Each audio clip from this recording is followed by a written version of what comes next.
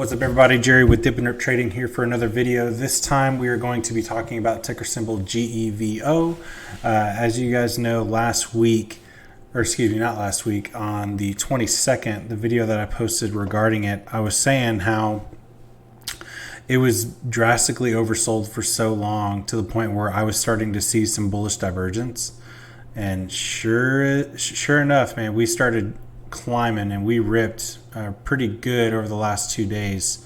Up today, we closed the intraday at $5.96, up 72 cents for a total of 13.74%. In the after hours, we climbed up to $6.10 for a total of 14 cents gain there, and another percent of 2.35 gain there. So on the day total, I feel like it was definitely very productive. Now, we're starting to trend into that overbought category. So this is kind of where I would see some sort of correction, especially because on this hourly chart, notice how the 15 MA is still trading below that VWAP.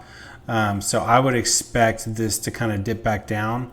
What it's going to do is it's going to allow the RSI to cool off a little bit. And it's also going to allow this 15 MA to hopefully eventually cross over this VWAP. Which is the volume weighted average price for those of you guys that don't know. And the 15 MA is the 15-day moving average, and the 200 EMA is the 200-day exponential moving average. So the 200 EMA is kind of like a macro view. The 15 MA is more of like a microscopic view, more closely knit to like the last 2 weeks, whereas that 200 EMA is over the last, obviously, 200 days. So in terms of where I could see this thing going to. So we have relatively solid support around $5.86. And after that, we have more support around $5.67 and then another at $5.58. So I would expect, most healthy trends, especially like if you were to put the Fibonacci on this. Let me go to the 5 minute. Yeah, see, you can even see how the stock's trending up here, but on the RSI, see how it's trending down. So I would expect there to be some sort of dip tomorrow, just based on how the RSI is looking in terms of the momentum. That's just, that's just me. That's my personal opinion. I'm not a financial advisor, and this is not financial advice. Real quick. All right, so I'll put the Fibonacci in it right here. So from the beginning of today and to the high. So, we could see this dip. Most trends typically are a 50 to 61.8% retracement. I know in particular in one of my other videos talking about AMC. AMC loves to bounce off of that 50 to 61.8% retracement zone. So where that would put Gevo is in between, again, this is, I'd say give or take 10, 15 cents either way. So you're looking at roughly 594 on the high end and then 574 on the low. So somewhere in between the zone, I would expect some sort of correction and a bounce from there.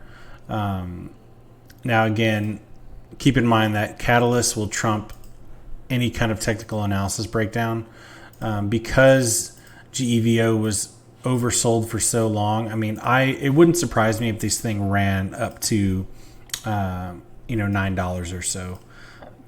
Excuse me. So like we still have, if it's able to break 650, I would expect 690 to be kind of that next test.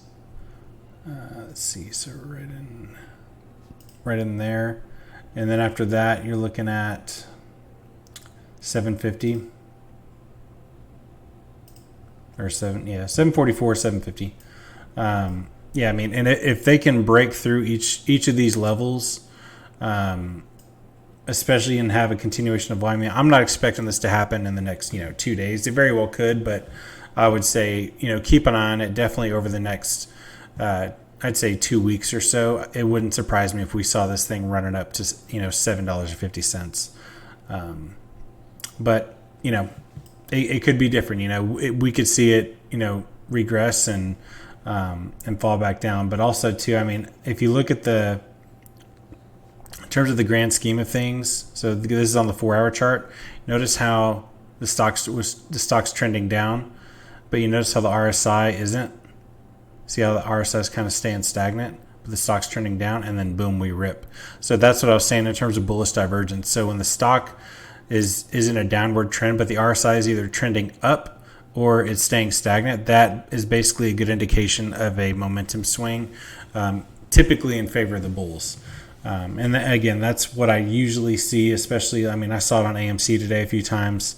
I saw it on OCGN a few times. So it is something just to keep in mind when you're watching these, especially on the intraday, and you're looking at, you know, different tickers and different intervals in order to watch these charts. So here's another example. So like, notice how the stock's trending up, RSI is staying down. So this would be an example of bearish divergence.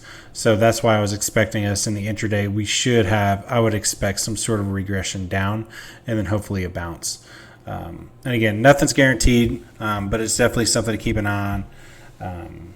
And yeah, I mean, that'll pretty much do it for this video. If you guys need anything, let me know. Drop it in the comment section below. Don't forget to hit that like button, hit that subscribe button, and I will see you guys on the next one. Thanks.